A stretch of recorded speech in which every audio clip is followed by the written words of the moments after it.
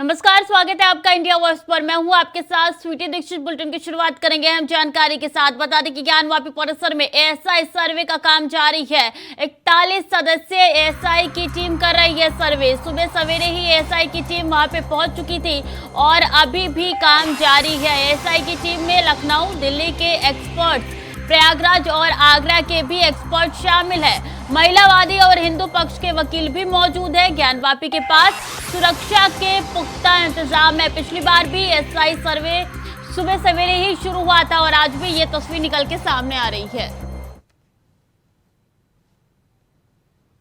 तो बता दें कि एएसआई सर्वे का काम शुरू हो चुका है। मुस्लिम पक्ष ने सर्वे का बहिष्कार किया। एक बार फिर से मुस्लिम पक्ष ने सुप्रीम कोर्ट में याचिका दायर की है। तो ज्ञानवापी परिसर में एएसआई सर्वे का काम अभी भी जारी है और यहां पे 41 सदस्यीय टीम पहुंची है एएसआई की सर्वे करने के लिए। मुस्लिम पक्षकार ने इस पूरे सर्वे का बहिष्कार एक बार फिर से कर दिया है। सुप्रीम कोर्ट का रुख मुस्लिम पक्षकार ने किया है। एएसआई की टीम में दिल्ली, लखनऊ के एक्सपर्ट शामिल है। इसी के साथ बता दें कि एएसआई की टीम पहुंच चुकी है और ज्ञानवापी परिसर में एएसआई सर्वे का काम जारी है। तो अहम जानकारी आप तक पहुंचा रहे हैं, जहां सुप्रीम कोर्ट में चुनौती की मुस्लिम पक्ष की याचिका पर सुप्रीम कोर्ट में आज सुनवाई होगी और याचिका में एएसआई सर्वे पर रोक लगाने की मांग की गई है। इस बार भी याचिका में यही कहा गया है कि खुदाई की जा सकती है, जिसको लेकर सुप्रीम कोर्ट का रुख किया गया है और कहा गया है कि इस एएसआई सर्वे को रोक दिया जाए। पिछली बार जब एएसआई सर्वे शुरू हुआ था तो जैसे ही 1 से 1.5 घंटे बीते थे, सुप्रीम कोर्ट का फैसला आया था और तुरंत एएसआई सर्वे पर रोक लगा दी गई थी। और एक बार फिर से मुस्लिम पक्षकार जो है वो पहुंचा है सुप्रीम कोर्ट। ज्ञानवापी के पास सुरक्षा के इस वक्त पुख्ता इंतजाम नजर आ रहे हैं। मुस्लिम पक्ष ने सर्वे का बहिष्कार किया है। अहम जानकारी आप तक पहुंचा रहे, सर्वे चालू है। 41 सदस्यीय टीम अंदर मौजूद है। महिलावादी भी उनके साथ है, हिंदू पक्षकार भी है। तो वही मुस्लिम पक्षकार ने इस पूरे सर्वे का एक बार फिर से बहिष्कार किया है। सुप्रीम कोर्ट के फैसले का इंतजार है। आज ही फैसला आना है और देखा जाएगा कि क्या एक बार फिर से एएसआई सर्वे पर रोक लगा दी जाएगी, क्योंकि 2 बार एएसआई सर्वे को रोक दिया गया है। और कल के दिन हाईकोर्ट की तरफ से ये फैसला आया था, उसके बाद से एएसआई सर्वे को हरी झंडी दिखाई गई थी और अब एएसआई सर्वे जारी है। 41 सदस्य ऐसे टीम बताए जा रहे हैं जो कि अंदर मौजूद है इस वक्त तथाकथित मस्जिद के अंदर, और ऐसे में एएसआई सर्वे अभी भी जारी है। 41 सदस्यीय टीम अंदर मौजूद है। बड़ी टीम बताई जा रही है। इसी के साथ बता दें दिल्ली, लखनऊ के एक्सपर्ट्स यहाँ पे अंदर है। महिलावादी भी अंदर मौजूद है और हिंदू पक्षकार के वकील भी अंदर शामिल है इस एएसआई सर्वे में।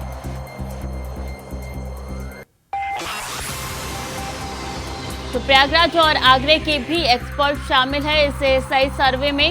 अहम जानकारी आप तक पहुंचा रही हैं कि काफी ज्यादा लाइमलाइट में ये पूरा मामला है और इसी को लेकर अब पूरे देश की निगाह इसी पे टिकी हुई है। अब सुप्रीम कोर्ट का रुख किया गया है। मुस्लिम पक्षकार की तरफ से दरवाजा खटखटाया है सुप्रीम कोर्ट का मुस्लिम पक्षकार ने और ऐसे में इंतजार है सुप्रीम कोर्ट के फैसले का। बता दें कि सुप्रीम कोर्ट पहले भी गया था मुस्लिम पक्षकार, लेकिन सुप्रीम कोर्ट ने कहा था कि पहले आप हाई कोर्ट जाइए। हाई कोर्ट गया था, वहां पे हरी झंडी एएसआई सर्वे को दिखा दी गई थी। अब एक बार फिर से सुप्रीम कोर्ट का रुख किया गया है मुस्लिम पक्षकार की ओर से। अब देखना होगा कि अब से कुछ ही देर में क्या कुछ फैसला निकल के सामने आता है। फिलहाल एएसआई सर्वे जारी है। इलाके में अभी ज्यादा सुरक्षा के इंतजाम नजर आ रहे हैं और अंदर मौजूद है तमाम टीमें। गुंबद की भी सर्वे की जाएगी, वहां पे भी वहां के सैंपल लिए जाएंगे और साफ तौर पे हाईकोर्ट की तरफ से कह दिया गया है कि आप कोई भी खुदाई नहीं करेंगे, कोई भी सामान को क्षतिग्रस्त या वहां के खंबे को क्षतिग्रस्त नहीं किया जाएगा। और कई ऐसे बिंदु हैं जिनके मद्देनजर इस एएसआई सर्वे की परमिशन दी गई है हाईकोर्ट द्वारा।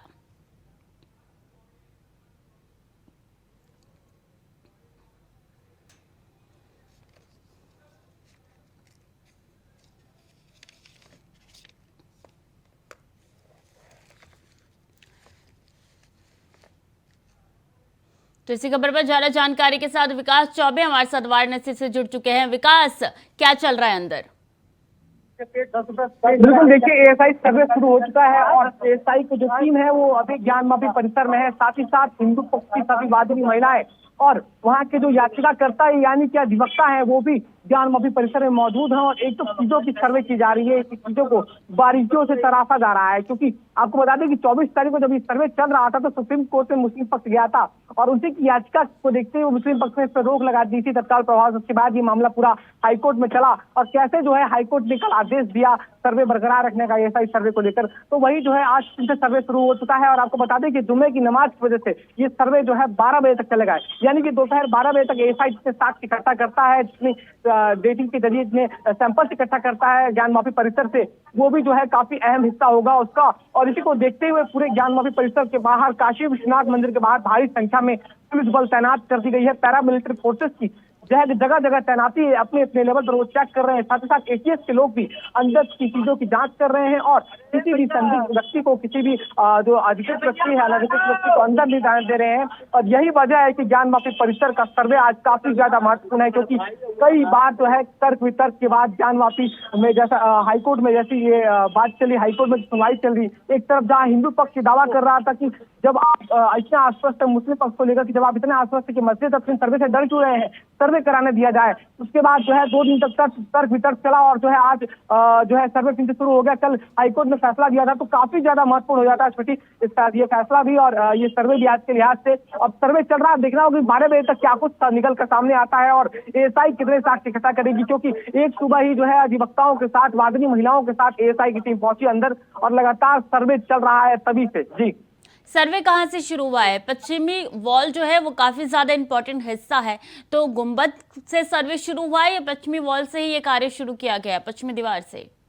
देखिए श्रुति, जो पश्चिमी दीवार है वो पहला हिस्सा है, यानी कि जैसा पहला स्टेप होता है तो इससे आपको एक कतारबद्ध तरीके से आपको चलना होगा। कोई सर्वे जब होता है, हमने देखा कि जब 24 तारीख को सर्वे हुआ था तो कैसे एएसआई की टीम जो है 4 हिस्सों में बट गई थी, बाकायदा वो जगह जगह 4 हिस्सों में बटी थी। सबके पास जो है कैमरा था, सबके पास जो है वीडियोग्राफी बाकायदा की जा रही थी, अलग अलग हिस्सों में बढ़कर सर्वे कर रहे थे। पश्चिमी दीवार से सर्वे शुरू होगा, उसके बाद जितने बरामदे हैं ज्ञानवापी परिसर के सभी बरामदों को लेकर वहां पे सर्वे किया जाएगा। साथ ही साथ जो सीढ़ियां हैं उनकी ईंटों की जो लंबाई चौड़ाई है उसको नापा जाएगा बाकायदा।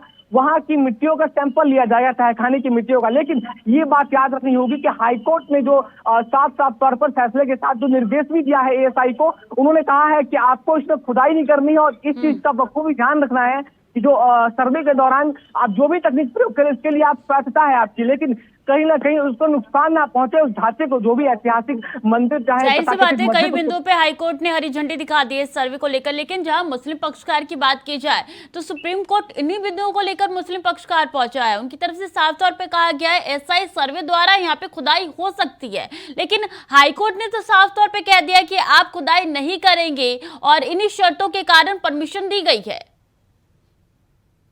देखिए, हाईकोर्ट ने भी ये साफ तौर पर कहा और यही वजह है कि आज मुस्लिम पक्ष की याचिका पर सुप्रीम कोर्ट में सुनवाई होनी है। वो सुप्रीम कोर्ट कल ही उन्होंने ऐलान कर दिया कि हम सुप्रीम कोर्ट जाएंगे, भाई वहां पे हम इस सर्वे का विरोध करेंगे, जो हाईकोर्ट का फैसला आया है इसके विरोध में वहां पे जाएंगे। और यही वजह है कि आज जो है सुप्रीम कोर्ट में ये सुनवाई होनी है। और उसके ठीक पहले जो है हिंदूवादी पक्ष को द्वारा वादिनी महिलाएं हैं उनके द्वारा कैबिनेट दाखिल कर दिया गया है। कैबिनेट का सीधा सीधा मतलब यह है कि जब आप सुनवाई करेंगे, जब आप मुस्लिम पक्ष को सुनेंगे उस पूरे मामले में, तो साथ ही साथ आपको जो कुछ भी आप फैसला सुनाएंगे, यानी कि आज जो सुनवाई होगी सुप्रीम कोर्ट में, उसके बाद जो कुछ भी आदेश अगर सुप्रीम कोर्ट सुनाता है तो बिना हिंदू पक्ष को सुने वो कुछ भी आदेश नहीं सुना सकता। यानी कि जब मुस्लिम पक्ष को सुनेगा तो उसके विरोध में, उसके जवाब में जो है हिंदू पक्ष को भी सुनना जरूरी होगा। कैबिनेट का यही मतलब है और यही वजह है कि आज जो है एएसआई सर्वे में खुदाई का जो मामला है उसको लेकर मुस्लिम पक्ष ने याचिका डाली सुप्रीम कोर्ट में, जिस पर आज सुनवाई होनी है। अब ये देखने वाली बात होगी कि क्या सुनवाई 12 बजे से पहले होती है। हालांकि इसके काफी कम इसके चांस है, काफी कम इसका चांस है, क्योंकि 12 बजे तक ही, जैसे मान लीजिए कि सर्वे आज 12 बजे तक, क्योंकि जुमे की नमाज है, इसके मद्देनजर एक टाइम फिक्स किया गया कि आपको 12 बजे तक आज सर्वे करना है। यानी कि एएसआई टीम 12 बजे तक जितने साक्ष्य इकट्ठा करेगी वही आज का इनका सर्वे होगा। और उसके बाद जैसा अगर एएसआई सर्वे पर अगर इससे लगता है सुप्रीम कोर्ट की सुनवाई में जो चीजें भी सामने निकल कर आती है तो फिर होगा, नहीं तो सर्वे बरकरार रहेगा, ऐसा माना जा रहा है। 12 बजे तक का इंतजार है, क्या सुप्रीम कोर्ट का फैसला 12 बजे तक आता है या नहीं आता है, क्योंकि एएसआई सर्वे 12 बजे तक ही चलेगा। विकास, बहुत बहुत धन्यवाद आपका तमाम जानकारियों के लिए। तो फिलहाल वक्त तो चला छोटे से ब्रेक का, चल लौट रहे हैं। ब्रेक पर एक बार फिर से स्वागत है आपका। खबरों में आगे बढ़ेंगे। अहम जानकारी आ रही है कि मिशन 2024 की तैयारियों में जुटे हैं प्रधानमंत्री मोदी। पीएम मोदी ने एनडीए सांसदों को जीत का मंत्र दिया है। गरीबों से जुड़ने और समस्याओं का समाधान का मंत्र भी पीएम मोदी ने दिया है। सिर्फ राम मंदिर 370 से नहीं मिलेंगे वोट। पीएम मोदी ने साफ तौर पे कह दिया है। पिछली बार जब चुनाव हुए तो राम मंदिर और 370 अहम मुद्दे थे। अब पीएम मोदी ने कह दिया है कि सिर्फ राम मंदिर और 370 से वोट नहीं मिलेंगे। देश की सबसे बड़ी जाति गरीबी है। लोगों की परेशानी दूर करना, निरंतर संवाद करना, गरीबी उन्मूलन सरकार मुख्य एजेंडा रहा है। तो पीएम मोदी ने कई बड़ी बातें कही है। बता दें कि बीते दिन एनडीए के सांसदों के साथ पीएम मोदी की मीटिंग थी और इस मीटिंग में पीएम मोदी ने कई बड़ी बातें कही है। 2024 के चुनावों के मद्देनजर ये मीटिंग रखी गई थी और इसकी अध्यक्षता पीएम नरेंद्र मोदी ने की थी और ऐसे में पीएम मोदी के कई बयान निकल के सामने आया है। पीएम मोदी ने साफ तौर पे कह दिया कि 370 से राम मंदिर से वोट नहीं मिलने वाला है।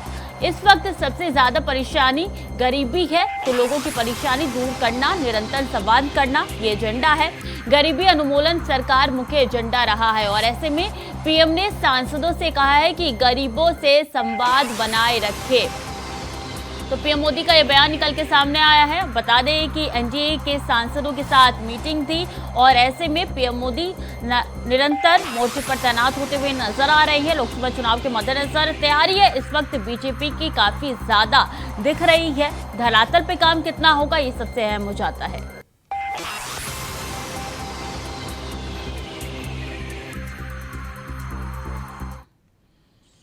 और उत्तर प्रदेश के फिरोजाबाद जिले में एक दारोगा की गोली मारकर हत्या कर दी गई। दारोगा एक चौकी से प्रभारी थे और दहेज के मामले में जांच के लिए एक गांव गए थे।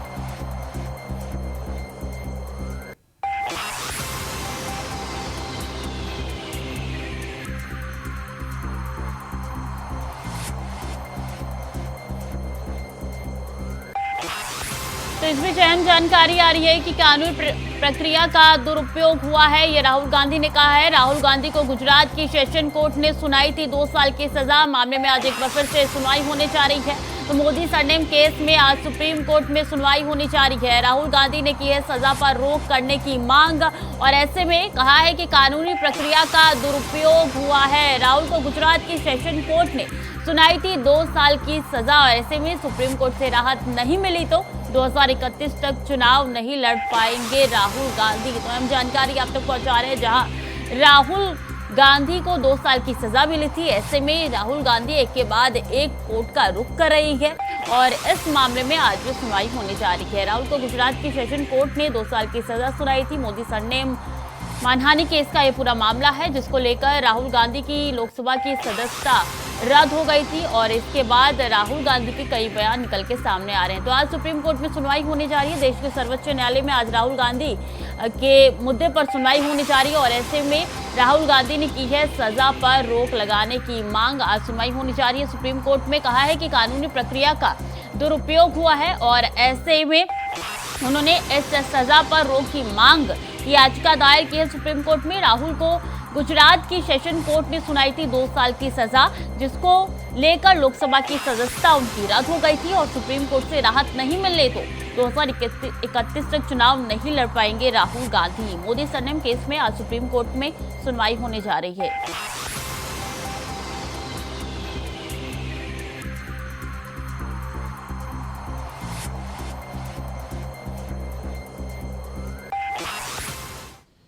खबर में आगे बढ़ेंगे। उत्तर प्रदेश के फिरोजाबाद जिले में एक दरोगा की गोली मारकर हत्या कर दी गई है। दरोगा एक चौकी के प्रभारी थे और दहेज के मामले में जांच के लिए एक गांव गए थे। वहां से लौटते वक्त जंगली इलाके में हमलावरों ने गोली चला दी। घटना में दरोगा मौके पर गिर गए। बाद में उन्हें अस्पताल में लाया गया, जहां उनकी मौत हो गई। पुलिस का कहना है कि हमलावरों की तलाश की जा रही है, उन पर गैंगस्टर एक्ट में कार्रवाई की जाएगी।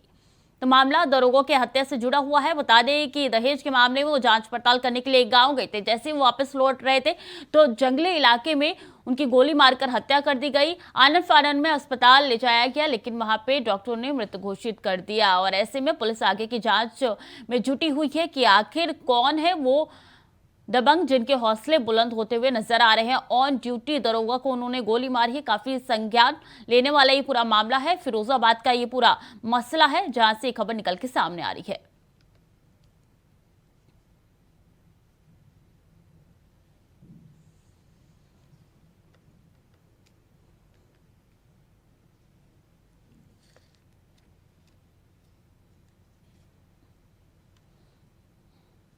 वही बता दें कि नू हिंसा के बाद सरकार का बड़ा एक्शन निकल के सामने आया है। नू एसपी वरुण सिंगला का ट्रांसफर हो गया है। नरेंद्र बिरजानिया होंगे नू के नए एसपी। तो नू हिंसा जिसकी तस्वीर पूरे देश ने देखी थी, उसके बाद ये बड़ा एक्शन सरकार का निकल के सामने आया है। नू हिंसा के बाद नू एसपी वरुण सिंगला का ट्रांसफर हो चुका है। नरेंद्र बिरजानिया होंगे नए एसपी। तो अहम जानकारी आप तक पहुंचा रहे। जिस तरीके से माहौल खराब था, सरकार लगातार कह रहे थे, सरकार लगातार पुलिस पे ठिकरा फोड़ रही थी, और ऐसे में अब देखिए ट्रांसफर हो चुका है। बड़ा एक्शन सरकार का यहाँ पे देखा गया है। नू हिंसा के बाद सरकार का बड़ा एक्शन निकल के सामने आया है। नू एसपी वरुण सिंगला का ट्रांसफर हो चुका है, और ऐसा माना जा रहा है कि पुलिस की नाकामी निकल के सामने आई है कि इस हिंसा पर कंट्रोल नहीं कर पाई, और ऐसे में नरेंद्र बिरजानिया होंगे नू के नए एसपी। तो हम जानकारी आप तक पहुंचा रहे हैं। नू हिंसा के बाद सरकार का पहला एक्शन देखने को मिला है और एसपी का ट्रांसफर कर दिया गया है। अब एसपी वरुण सिंगला का ट्रांसफर कर दिया गया है। उनकी जगह बता दें कि नरेंद्र बिरजानिया नए एसपी बनाए गए हैं नू के। तो अहम जानकारी आप तक पहुंचा रहे हैं। इस पूरे मसले से जुड़ी हुई नू हिंसा में बड़ा एक्शन सरकार ने लिया है।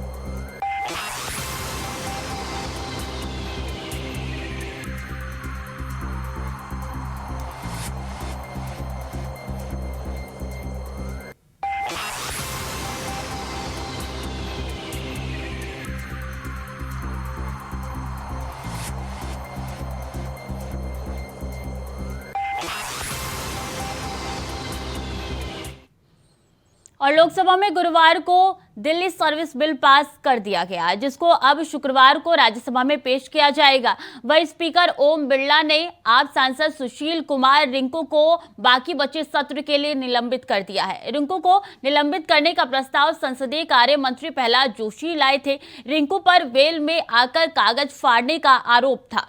इस दौरान गृह मंत्री अमित शाह ने केजरीवाल पर जमकर हमला बोला।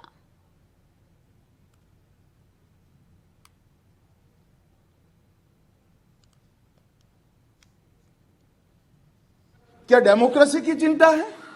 तो डेमोक्रेसी की चिंता है तो हर एक बिल महत्वपूर्ण है, हर एक बिल महत्वपूर्ण है। क्या देश की चिंता है तो किसानों के लिए भी बिल आया, बाकी सारे विषय के लिए भी बिल आए, मगर कोई नहीं आया। साहब, ना डेमोक्रेसी की चिंता है, ना देश की चिंता है, ना जनता की चिंता है। अपने गठबंधन को बचाने के लिए सारे लोग यहां आए। और आज मुझे कह रहे थे कि भारत आपको देख रहा है। मैं बता रहा हूं कि भारत देख भी रहा है, देखना भी चाहिए। आपके दोहरे चरित्र को भारत देख रहा है। आपके लिए जनता के बिल महत्वपूर्ण नहीं है। हमारे गठबंधन से एक छोटी सी सुपारी जितनी पार्टी भागकर न चली जाए, इसका बहुत बड़ा महत्व है। आपकी प्रायोरिटी बड़ी स्पष्ट हो गई भाई, बहुत स्पष्ट आप लोगों ने ही कर दी। मैं तो कुछ बोला नहीं, चुपचाप सुनता रहा, सबको पढ़ा, और सब बड़ी बड़ी दुहाइयां दे रहे थे। अरे भले आदमी, कोई तो सच बोल देता कि हम इसलिए आए हैं कि केजरीवाल जी हमारे गठबंधन से भाग न जाए। सारे लोग राज्य के अधिकार, राज्य के अधिकार, राज्य के अधिकार कह रहे हैं। कौन से राज्य के? कौन से राज्य के? दिल्ली राज्य ही नहीं है, ये तो संघ प्रदेश है, और संघ प्रदेश में भी राजधानी क्षेत्र है, जो एक विशेष आर्टिकल के तहत बनाया गया। अनुच्छेद 239 से 242 तक दिल्ली के कामकाज करने के तरीके को संविधान ने स्वीकार किया। हम तो संविधान संशोधन लेकर नहीं लाए थे, आप ही आए थे। 69वां संविधान संशोधन आप लेकर आए थे, आपने ही अधिकार नहीं दिए थे। अधिकार उसके तहत अनुच्छेद 239 ए 3B के तहत संसद को दिल्ली संघ राज्य क्षेत्र या उसके किसी भी भाग के लिए, उसके संबंधित किसी भी विषय के लिए कानून बनाने का पूर्ण अधिकार है। माननीय अध्यक्ष जी, उनको प्रॉब्लम एक ही है कि जनता के मन में भ्रांति खड़ी कर दी जाए। मैं उनको बताता हूं कि जनता है जो सब जानती है, कभी भ्रांति खड़ी नहीं होती है। आज आपने अपने आप को यहां पर एक्सपोज कर दिया है। 93 से लेकर 2015 तक किसी भी मुख्यमंत्री को कभी भी झगड़ा नहीं हुआ। आप भी आए, हम भी आए, ऊपर हम भी थे, आप भी थे, क्योंकि झगड़ा इसलिए नहीं हुआ कि जो भी आए, मैं तो आपके वखान कर रहा हूं अधीर रंजन जी, समझिए, चाहे कांग्रेस हो या बीजेपी, जो भी आए उनका मकसद दिल्ली की जनता की सेवा करना था। अगर सेवा करनी है तो झगड़ा करने की जरूरत नहीं, मगर अधिकार चाहिए तो झगड़ा करने, और झगड़ा करने का स्वभाव ही हो तो क्या कर सकते हैं। हम तो रिसीविंग एंड पर है, भाई झगड़ लो, अब क्या। तो फिलहाल के लिए बुलेटिन में इतना ही। खबरें लगातार जारी है, देखते रहिए इंडिया वॉइस।